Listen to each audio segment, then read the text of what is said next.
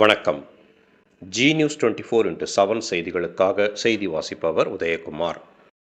ஆரணியில் நடைபெற்ற அதிமுகவின் 54வது ஆண்டு தொடக்க விழா. பொதுக்கூட்டத்தில் கழக அமைப்பு செயலாளர் திருத்தணி கோ. அரி கலந்து கொண்டு சிறப்புரை ஆற்றினார்.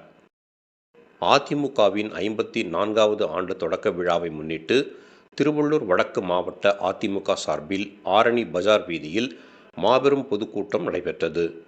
இந்நிகழ்ச்சிக்கு திருவள்ளூர் வடக்கு மாவட்ட கழக செயலாளரும் பொன்னேரி தொகுதி முன்னாள் சட்டமன்ற உறுப்பினருமான சிறுனியம் பி. பலராமன் தலைமை தாங்கினார். இதில் கழக அமைப்பு செயலாளர் திருத்தணி கோ. அரி, தலைமை கழக பேச்சாளர்கள் பி. செல்வராஜ், க. பன்னீர்செல்வம், யு. அஜித்குமார் ஆகியோர் கலந்து கொண்டு அதிமுக ஆட்சியில் மக்கள் நலத்திட்டங்கள் தமிழகத்தில் எவ்வாறு செயல்படுத்தப்பட்டது, அதனால் தமிழக மக்கள் பயனடைந்ததை விளக்கி கூறினர். மேலும் தற்போது நடைபெறும் திமுக ஆட்சியில் தமிழகத்தில் கொலை, கொள்ளை, போதைப்பொருள் நடமாட்டம் உள்ளிட்ட அவலங்களை எடுத்து கூறினர்.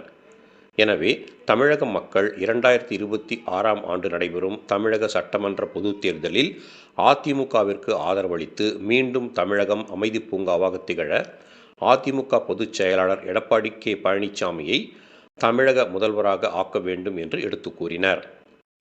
இந்நிகழ்ச்சியில் ஆரணி பேரூர் கழக செயலாளர் ஏ.எம். தயாளன், மாவட்ட மாணவர் அணி செயலாளர் ராகேஷ், பி. துளசி, மா. சேகர், ஏ.எம்.டி. யுவராஜ் மற்றும் மாவட்ட ஒன்றிய பேரூர் கிளைக்கழக நிர்வாகிகள், அணிகளின் அமைப்பாளர்கள், உள்ளாட்சி அமைப்பு பிரதிநிதிகள் உள்ளிட்ட ஏராளமானோர் கலந்து கொண்டனர். நிகழ்ச்சியின் முடிவில் ஆரணி பேரூர் அம்மா பேரவை செயலாளர் கே.என். சீனிவாசன் அனைவருக்கும் நன்றி கூறினார். நிகழ்ச்சிக்கான ஏற்பாடுகளை திருவள்ளூர் வடக்கு மாவட்ட கழக செயலாளரும் பொன்னேரி தொகுதி முன்னாள் சட்டமன்ற உறுப்பினருமான சிறுனியம் பி. பலராமன் தலைமையில் நிர்வாகிகள் சிறப்பாக செய்திருந்தனர். தவறான தகவலை சொல்லுது, நாங்க பண்ணிட முடியும், நாங்க எல்லாத்தையும் செஞ்சிடுவோம், இப்படி தவறான தகவல்.